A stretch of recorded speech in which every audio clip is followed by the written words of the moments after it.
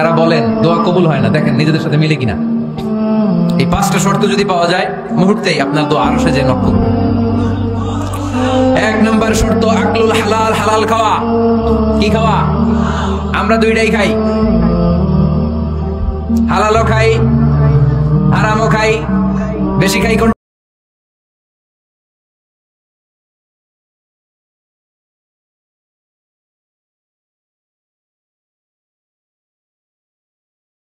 লা ইয়াদখুলুল জান্নাতা জাসাদুন গুযিয়া বিল হারাম। ওই দেহ কখনো জান্নাতে যায় না যে দেহ হারাম খেয়ে বর্ধিত হয়েছে। কেন দোয়া কবুল হয় না? মিলিয়ে নেন নিজের জীবনের সাথে, জাস্ট একটু মিলিয়ে নেন, খেয়াল করেন। আকলুল হালাল 1 নম্বর শর্ত। ইউর ইনকাম শুড বি হালাল, ইউর ফুড শুড বি হালাল, ইউর ড্রিঙ্ক শুড বি হালাল, ইউর ফ্ল্যাট শুড বি হালাল, your bank balance should be হালাল। চিল্লায় বলেন ঠিক কিনা? এক লোক কাবার চারপাশে শুধু দোয়া করে, ইয়া রব, ইয়া রব, ও আমার রব, তুমি আমারে মাফ করে দাও, তুমি আমারে মাফ করে দাও। এই সাহাবীর কান্নাকাটি দেখে, এই লোকের কান্নাকাটি দেখে অন্য সাহাবারা বলল, আজকের সব সওয়াব এই লোকে নিয়ে যাবে, সব সওয়াব দাস কুমার, এর দোয়া কবুল।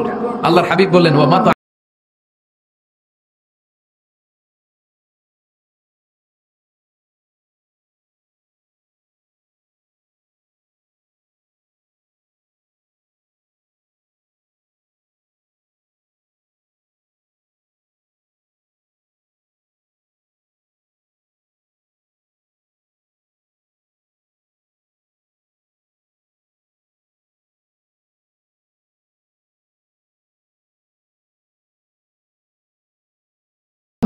আল্লাহ আইয়াজআলানি মুস্তাজাবাদ দাওয়া।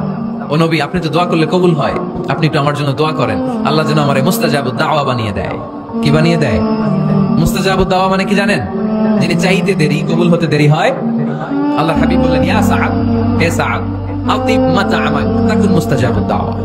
সাআদ, তুমি যেটা খাবে এটা হালাল খেও, হালাল খেলেই তুমি মুস্তাজাবুদ দাওয়া। সুবহানাল্লাহ পড়বেন না?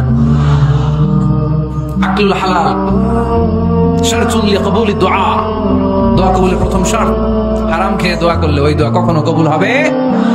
2 নম্বর শর্ত, দোয়াটা করতে হবে একজনের কাছে, তিনি কে? চাইতে হবে একজনের কাছে, তিনি কে?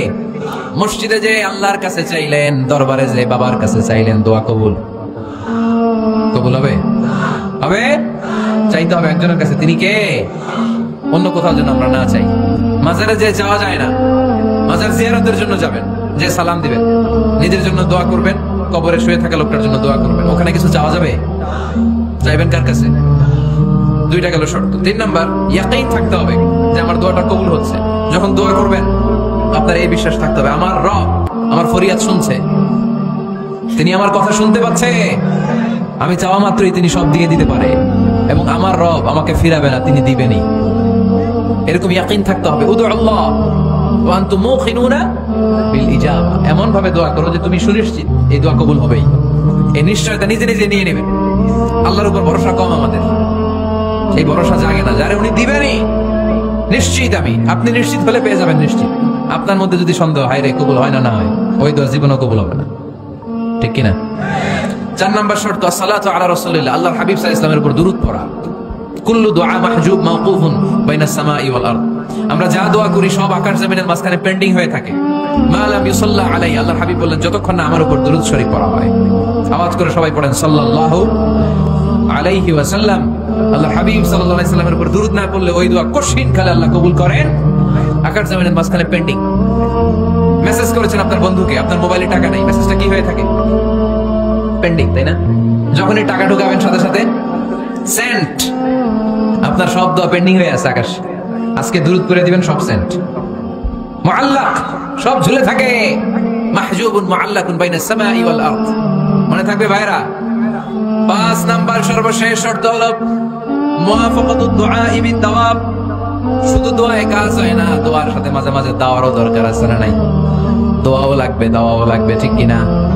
আপনার ছেলের জন্য আপনি দোয়া চাইতে আসলেন, হুজুর দোয়া করেন। অনেকে কলম নিয়ে আসে আমাদের কাছে, কলম। আমি ভাবছি আমারে গিফট করবে, পরে কই না, গিফট না, ফু দিয়ে দেন। ফু দিয়ে দেন কেন? আমার ছেলের পরীক্ষা, আপনার ফু পাইলে গোল্ডেন প্লাস। আমি কই সর্বনাশ, লেখাপড়া না করলে ডবল 0 পাবে, দোয়ায় কাজ হবে না। আগে পড়াশোনা করতে হবে, তারপরে দোয়ায় কাজ হবে, ঠিক কিনা? দোয়াটা ভ্যালু অ্যাড করে, ইট অ্যাড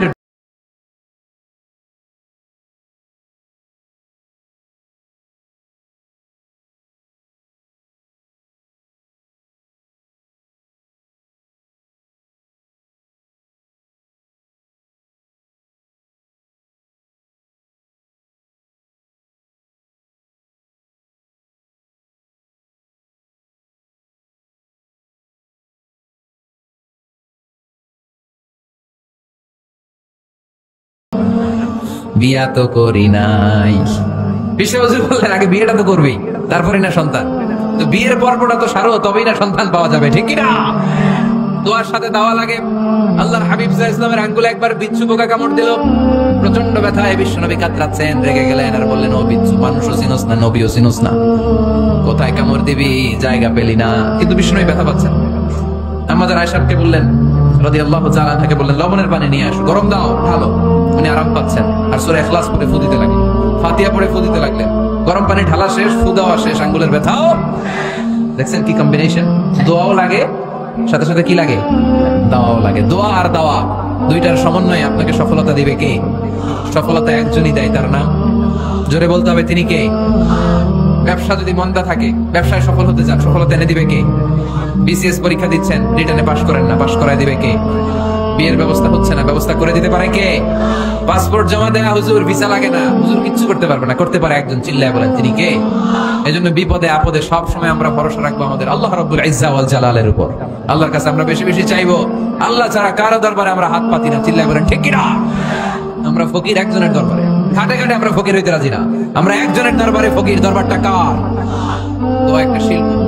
যে টিপস গুলো শিখাইলাম আজকে, এগুলোর আলোকে আমরা যেন দোয়াটাকে আত্মস্থ করতে শিখি, যাতে দোয়া করার সাথে সাথে এই দোয়া আরো কবুল হয়ে যায়। আল্লাহ আমাদের সবাইকে কথাগুলো বুঝে আরো আমল করার তৌফিক দান করো।